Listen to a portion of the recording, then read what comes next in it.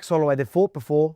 Charles is a completely different fighter since then. So is Max. Max is a different fighter since then, but Max has always been a gamer. Max has always been a high volume fighter, and he was able to put it on Charles. And obviously Charles had an injury as well. But, you know, so you've got a bit of the same, but with Max, a lot more tools. And when I say tools, because I'm going to get into this. I'm going to get into this because, as I just said, Max has always been a volume striker, still is. But now he's got so many more, I'm not going to say tools. He does have more tools. He's doing spin back kicks and whatnot. But he can go, he's very good even on the back foot. This is something that we're going to talk about. Him being on the back foot, on the front foot, lateral movement, going high, low, you know, using the kicks. Even incorporating takedowns and that here and there. Is he going to do that with Charles? No, probably not. But you know what I mean? So he's got a lot more different ways of approaching fights since the last time they met. Charles Oliveira, probably just better. Not different ways of approaching the fight, so I don't think. I think he's always fought the same way, and he probably still will this time as well. Will he be dangerous? 100% he will. Max Holloway, he's known for his chin. He's always had an incredible chin. Still got a good chin. He still was, you know, obviously Ilya was able to finish him. First time we've ever seen him.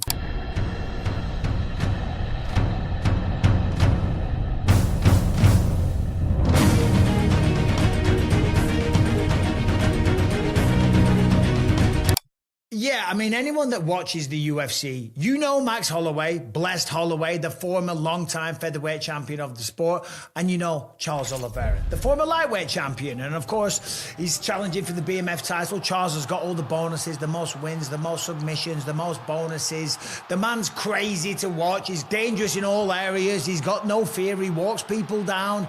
He throws bombs. Get on the ground with him at your peril. And then on the flip side, we know what Max Holloway brings to the table.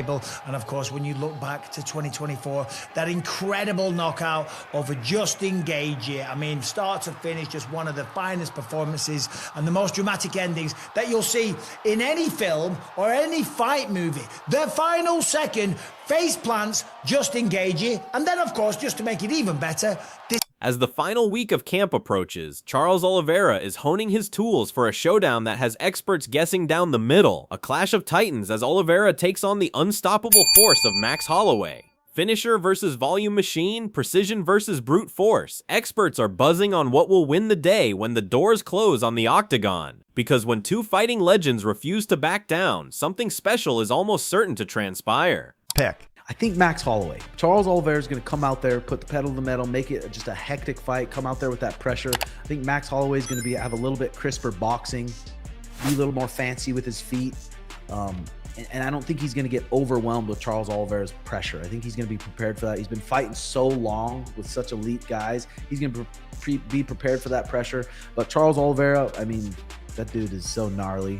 So I think Max Holloway. As Michael Bisping explains, the real question with Charles Oliveira isn't whether he's dangerous, it's when he might be the most dangerous. Oliveira has always been at his best early on, as he attacks and seeks submissions that can change the course of the fight in an instant. As Bisping himself explains, anytime you fight someone with the style of Charles Oliveira, you're in danger, especially early, suggesting that the early part of this fight might be the most dangerous of all. Charles traditionally likes to do his business in that first 5-10 minutes. Is that his best chance? Charles Oliveira, to get the win here, is his best chance early in the fight. Well, anytime you have the fight style of Charles Oliveira, it's always dangerous. Of course, last year he tried to become the lightweight champion again by going up against Ilia Topuria, and we saw what happened. He walked forward, it was a jab, pull back, right hand, left hook from Ilia Topuria, and that put him to sleep. But then he came back against Matheus Gamrot in Brazil, Rio de Janeiro, last October. What a performance, right? Beat him anywhere the fight went. Of course, Matheus takes him down because that's what he does, and he did that at his peril. But it wasn't long before his back was taken and he was in a world of trouble. And then in the second round, goes out, picks him up, slams him down, takes his back, chokes him out. This is Matheus Gamrot that he did that to. Remember, Matheus Gamrot has a win. Continuing the same point, Bisping went on to paint the hypothetical situation like this. If Oliveira and Holloway get out there and have some kind of crazy fight, if they have some kind of sensational finish and then jump into the crowd like Aldo did back in Rio, then the whole division changes. And in that instance, the momentum would not be able to be ignored. And then you wouldn't have any hesitation on the part of Ilia Topuria or Justin Gaethje, not with the potential of the undisputed title and the BMF title being on the line in one huge, crowd-pleasing bout. After all, it's a moment-based sport. But if Charles Oliveira and Max Holloway go out there and do something crazy, if we get Charles Oliveira finishing Max Holloway in sensational fashion, jumping over the octagon, running into the crowd like Jose Aldo in Rio de Janeiro, or Charles du Bronx Oliveira last time in October in Rio de Janeiro, if something like that happens and the fans want it, guess what? Ilia Topuria or Justin Gaethje, they would welcome it. Being the BMF champ as well, there'd be a potential that you would have the undisputed belt and the BMF belt both on the line in the same. On the other hand, Max Holloway is bringing his signature intensity into this fight, and he's making it clear he's not here to play it safe. He's chasing a finish just like Oliveira, promising fireworks from the opening bell, knowing that every strike, every scramble, every moment could change the outcome. With both men determined to end it decisively, March 7 won't be a slow-paced chess match. It's shaping up to be a relentless battle where the fans walk away the real victors. You know, the BMF thing to do would be to submit a submission artist. So, and I'll never say never. You know, I'm gonna go out there find my fight done.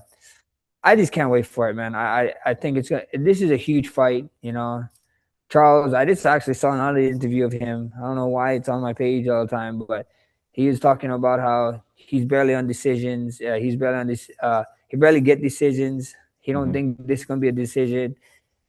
He wants a finish. So, you know, I feel the same. You know, I like finishing guys too. You know, yeah, I have more decisions than him, but we see what happened. I can't wait for March 7, man. I'm so excited for this fight. It's gonna be a fun one, and I think the fans are going to be real winners because it's going to be. Holloway pushed back on the common narrative, saying this fight can't just be boxed into striking versus grappling. He reminded everyone that MMA is mixed martial arts, and both he and Oliveira have proven themselves at the very top of their respective crafts. People keep sleeping on Oliveira, Holloway said, but the reason he dominates on the ground or finishes guys isn't just grappling. He hurts them on the feet first. He's making it clear this fight won't be defined by labels, and anyone underestimating either man is in for a shock, because when two champions with such dangerous tools collide, the outcome could come at any moment. I think so the whole story right now is just everybody going in on with this fight is just that if it's striking, it's me, and if it's grappling, it's him. I'm like, what are we talking about here? This is mixed martial arts, and I saw a crazy stat. Some guy said that I only fight strikers in all of my career, my whole career. I don't fight grapplers. I'm like, okay. So like the narrative is for this fight, I feel like is like if we can keep it on the feet, it's me. And then if we go to the ground, it's like 200% him, which is crazy. You know, I feel like we both fought at the highest levels. We hit the highest pinnacle of each sport. We got the titles in our weight class, and we fought the best fighters in our weight class for years now, and that just blows my mind. You know, even with the not only that about my ground, you know, just because I don't do it, people think it's something. So I think that's the storyline in this fight. But people keep sleeping on Oliveira, you know, even with his striking. You know, it's not like Oliveira is going and shooting on these guys and then out grappling these guys. The reason why he's out grappling most guys, or he does finish guys in his grappling, is because he hurts them. You know, he hurts them on the feet. Adding to that perspective, Bedtime MMA highlighted why Holloway might hold the edge. While Oliveira can fly under the radar compared to pure wrestlers like Arman, Max brings a lethal combination of striking power, durability, and elite takedown defense, reportedly around 86%, that makes him exceptionally hard to control. He's faced top-level grapplers like Ortega, Edgar, and Vettori, and his experience lets him turn Oliveira's aggression into openings, potentially picking him apart with precise counters while staying in command of the fight. With both men capable of ending the night in an instant, every second inside the cage will be critical, and one mistake could decide everything. All right. I think he's right there with Arman. I feel like he kind of goes under the radar because Arman's a wrestler and Max is a striker, and I feel like people kind of lean towards the Russian wrestler type of fighter, but I think maybe stylistically Arman's a harder fight for Ilia, but at the same time, Max versus Ilia was a competitive fight. Like that first fight was competitive, and I think if you now put it at 155 where we see Max has more power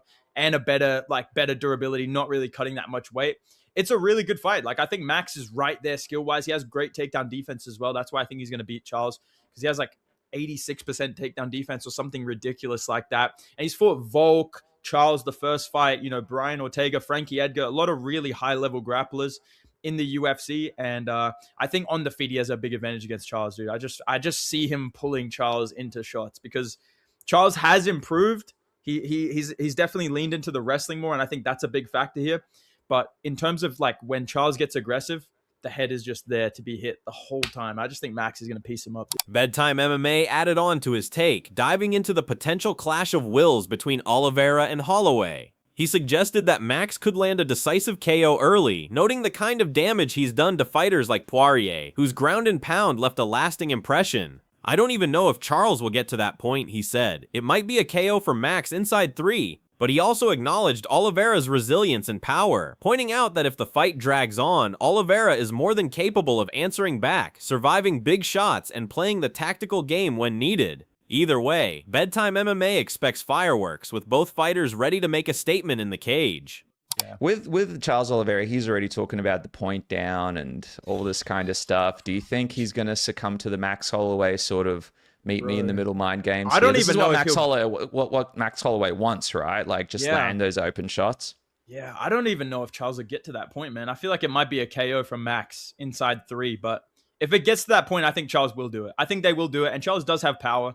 He does have good durability. It's weird. He's like chinny, but he's not. Like, he gets dropped a lot, but he actually survives really well. So I think it's going to be a fun fight. I think it can either be a KO from Max, like if he really follows up, because when he dropped Poirier bad like that, by the way, we've never really seen anybody do Poirier that bad again and again and again, like rocking him and dropping him bad.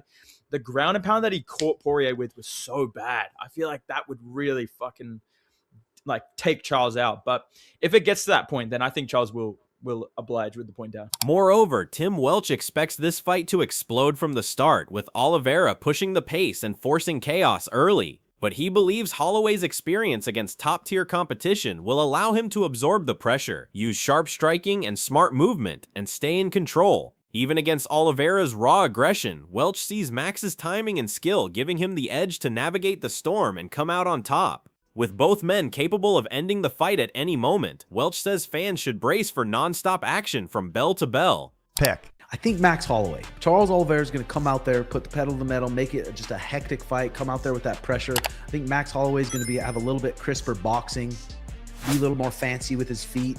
And I don't think he's going to get overwhelmed with Charles Oliveira's pressure. I think he's going to be prepared for that. He's been fighting so long with such elite guys. He's going to be prepared for that pressure. But Charles Oliveira, I mean, that dude is so gnarly.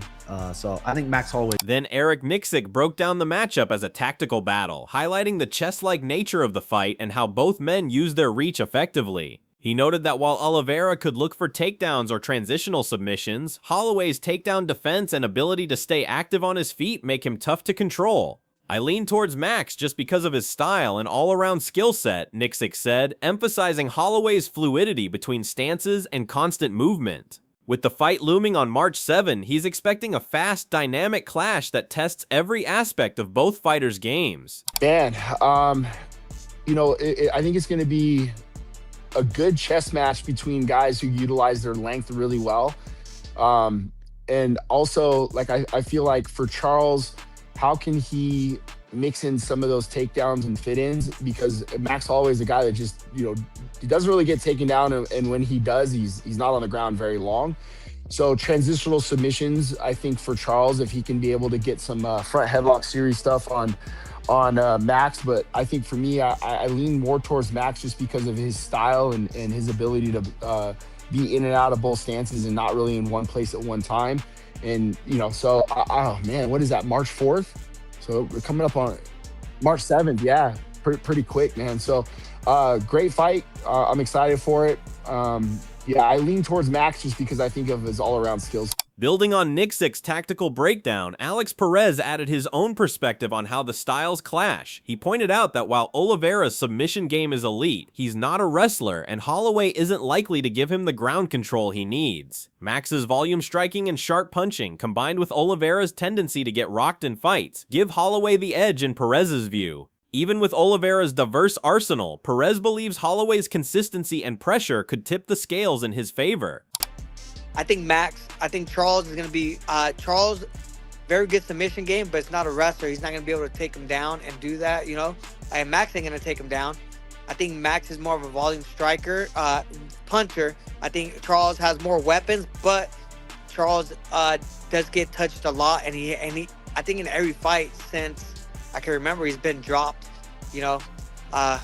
So besides the last one, but usually like every fight he gets touched and he gets dropped, whether it's early in the fight or late in the fight. But And then Farizium shared the growing consensus, predicting that Holloway will come ready to assert himself and make a statement. He highlighted Max's sharp striking and strong takedown defense as key factors, while also noting that Oliveira will bring the action, ensuring an exciting clash. According to Zium, it's set to be a fast-paced, high-level fight where both men push each other to the limit. I give Max the edge. For me, Max gonna take his revenge. For me, Max is ready to fight Charles. Take good takedown defense, good, very high-level striking, and but he gonna. Furthermore, Ayman Zahabi weighed in with a similar take, giving Holloway the nod based on striking and experience. He noted Max's range, durability, and ability to handle pressure, while expressing doubt that Oliveira could secure a takedown or submission. I think Max has the advantage on the fee, maybe 60-40 for Max, Zahabi said, while still acknowledging that Oliveira's skills make this fight unpredictable and exciting. With two elite fighters at the top of their game, he added, any moment inside the cage could completely change the outcome. Building on the analysis from other fighters and coaches, Neil Magny offered his perspective, highlighting Oliveira's versatility and recent performances as key factors in his favor. He pointed out that Charles can finish fights on the feet, on the ground, or go the distance, making him a threat in any scenario. Magny also noted that moving up to 155 pounds could work to Oliveira's advantage, especially compared to his previous run at 145, where injuries and weight cuts were a factor. With more tools and fewer limitations, Magny sees Oliveira entering this fight with a clear edge and the potential to impose his will from start to finish. So what do you think? Who will come out on top? Drop your thoughts in the comments, and don't forget to subscribe for more fight updates and breakdowns.